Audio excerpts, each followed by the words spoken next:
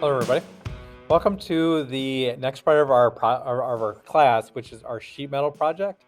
I like to start off with this one because it goes over a lot of the basics with it, which is cutting the metal and soldering them together. So, and this is kind of a fun one. A lot of people enjoy keeping this project because it's something you can keep in your pocket. People put a lot of time into it, and it just turns out good. Um, what it is it's a coin that a student of mine and myself kind of came up with a project a number of years ago at a different school district, and I kind of um, named it after him and everything because he did a lot of these and he would actually sell them, to his friends and stuff like that. So what it is, first off, is that you have to figure out what your design is, and you're going to have a side A on the coin. You're going to have a side B on a coin. So it's titled like opposite sidekicks and relations, like relationships. So if you have a check mark, you know, what would be the opposite of a check mark, or what would be accompanied with a check mark? And there are different answers to this. Like there, it doesn't have to be exactly the same. Like you see that, and some people would put down an X because you use both of those. Some people might see this as the Nike symbol, and then they might try to put down the Adidas symbol, next to it. You know, so try to go through here. Some are pretty easy in terms of finding what they are, and some are a little more complicated. Looking at this fish, what would be the opposite of a fish? Hopefully, you said a bird. At least that's what I was thinking. I guess it doesn't have to be the right answer.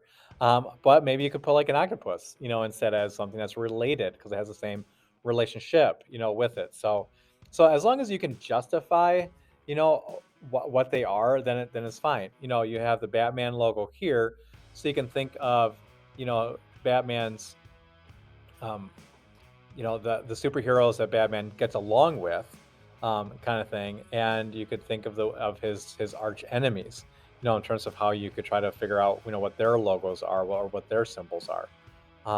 If you're a Star Wars fan, you'll know this one. And then we also have, Twitter.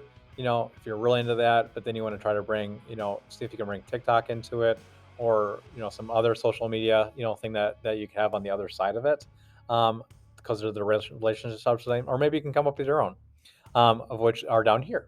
In terms of, come up with an idea that you have, and then something over here. So, like, if you're a gamer, and you're into, like first person shooter games, sometimes you'll have your own logo, with your group, and then you might have an opposing logo, from another group that might be in the same thing, or if you're really into cars, or if you're really into music, and stuff like that. There's just so many out there. Just real quickly, um, this was a previous years. I have Bray right there, and he has this logo right here. So he has an anarchy symbol on one side, and on the other side, he's got peace. Okay, so that's the main way people go with it. Um, an alternate way, and you just have to talk to me about it, is something like this, where Annika went through, and she did more of a little bit of a landscape with it. So as opposed to still a coin, and there's complete negative space where you actually go see through the entire coin. And this is one side of the coin, and this is the other side of the coin. As long as you're alternating or you're changing, at least two of the layers, kind of thing, and you have kind of an interesting sketch, just talk to me about it. Because there's a lot of stuff out there, a lot of ways you can kind of play around with it. The shape does have to be complex, okay? Um, so for example, like a square or a circle typically doesn't is not allowed, because I'm trying to emphasize the complexity of what a shape could be and the versatility that you have with cutting it out. Okay, so definitely double check with me on that, in terms of if you have something um, that isn't complex, and depending on a lot of factors, sometimes I allow it, sometimes I don't. We just kind of go through it. Shape should be complex, just not a circle or square with no floating shapes. You can have floating shapes, but only on one side. What that gets into is we have to be able to solder it together at one time. And so I can't have, when you cut this out, you make sure that your sides are always touching the edges of a coin. For example, going down here, is like the peace symbol. It's not cut off, here, here, here, or here, but it's connected to the outside ring. So there's nothing that floats. Same thing with the anarchy symbol. There's nothing that floats. I don't think I have anything because I really discourage it, because I can't always promise you that it's going to be, on the same side, or it's not going to shift at you at all. Here's one that is. Um, so we have, and we were able, maybe we're, I'm sure. He does have the yin yang symbol here. So this piece of metal right here is floating. We had to cut that out separately. So it's just a little piece of metal. Had to get a piece of solder underneath there and melt it so it would stick, melt the solder so it would stick to that. So it's not connected to anything. So they always got to be, shouldn't say always, but 99% of the time, they should be connected to something. Okay. And I'll have a drawing demonstration here in a little bit. That explains kind of what your final idea is. When you get done with it, write out your final idea. Um, why you selected this pairing.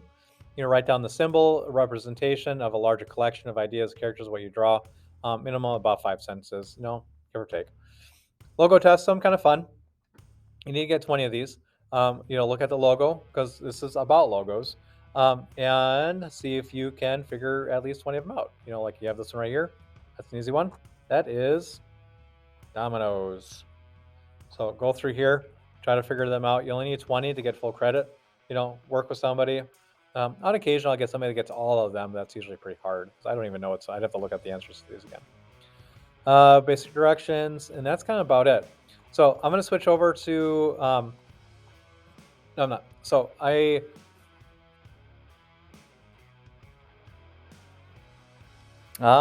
yes, I am. So I want to go over another part later on that you will have to actually put in your design. So you want to put some thought into this, and I need to explain kind of what a floating shape and a non-floating shape is.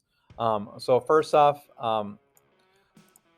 this is a non-floating design in terms of where, if you look at this, you can see that along this circle here, because this is the outside of your ring, you're always going to have a little bit of an edge around the whole thing.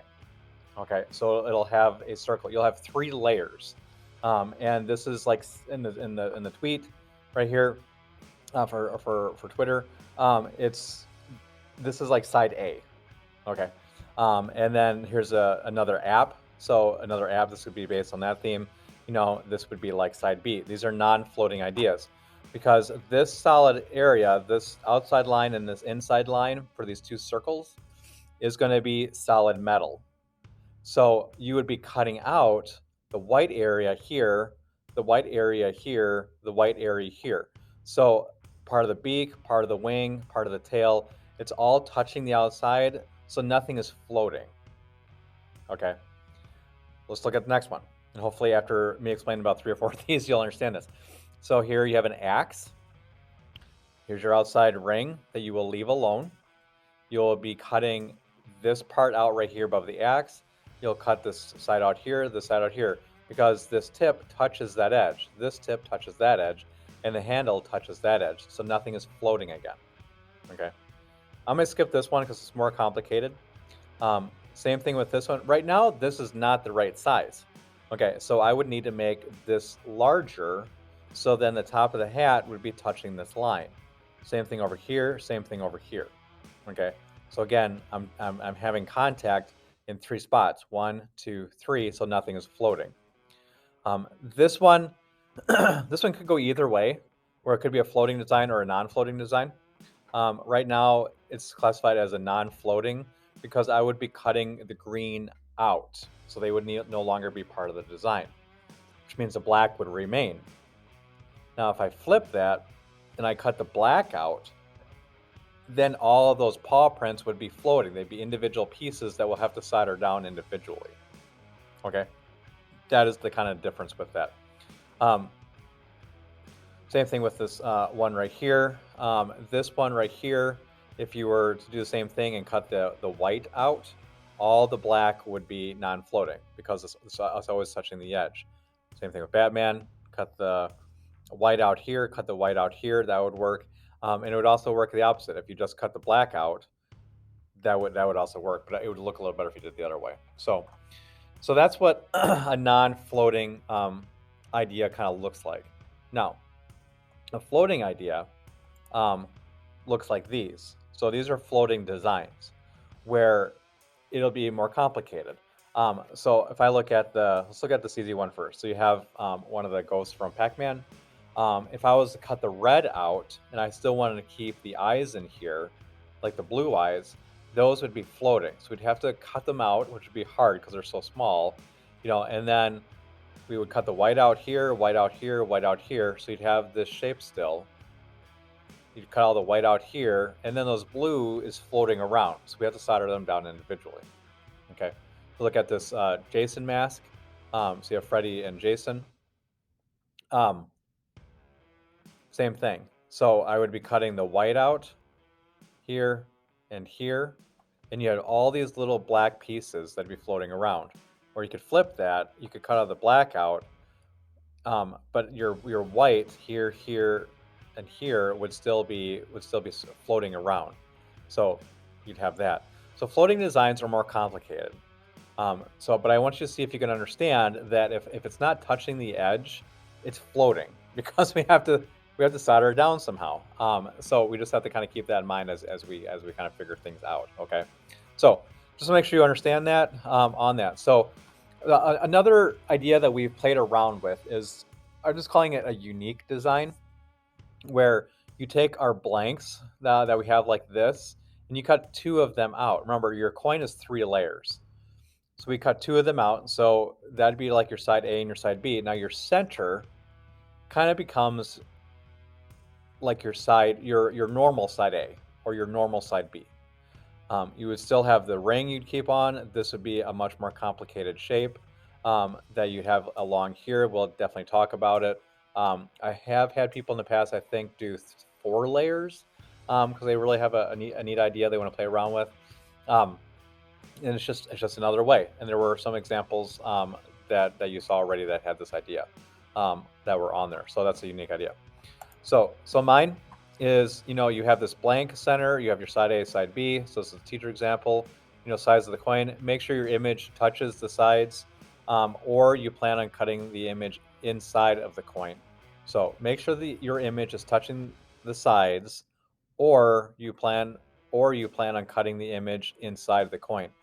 So what that means is just like right here, yours are blank. This is yours. Throw your ideas down here, that you want. Make sure you have an idea like this is side A, side B, side A, side B. Talk to me about it. And then your goal is to move these over, and put them under your thing. It can get a little tricky when you do that. And if you really struggle with it, I can help you out with it. If you didn't know already, I know I have a mouse, but I right click and you change the order. You always send to back. That way it goes underneath the design. Should I grab the dragon? It goes underneath it, and then you can actually be able to see your design on there. So if I move that out of the way, you can see the dragon underneath your circle. Okay, so let me stop messing everything up. So just get your designs over here and then bring them over here. Now remember, your shapes have to be complex. You just can't have like a smiley face because it's just a circle. They gotta be more geometric or organic. I kind of went over that before. So just make sure you talk to me about it.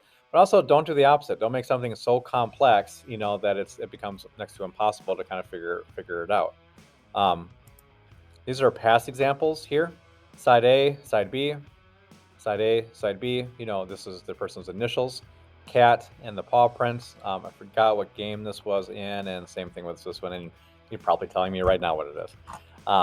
And these were just kind of like animal based or organic life forms or whatever. So it's very flexible on what you decide for your actual project, but you just kind of go from there. So once you're done, you put your name here, throw down a few images, and then see if you can send them to the back. And I believe, I'm just looking at it right now, format, arrange. Yeah, arrange, go to order, and then you can send to back. And that's another way you can kind of play around with it. Other than that, leave this one alone because I just like having extra ones because you print your blanks out. Again, we cut 3 of these to solder together into one piece. Other than that, again, just communicate, and good luck on the project. Thanks.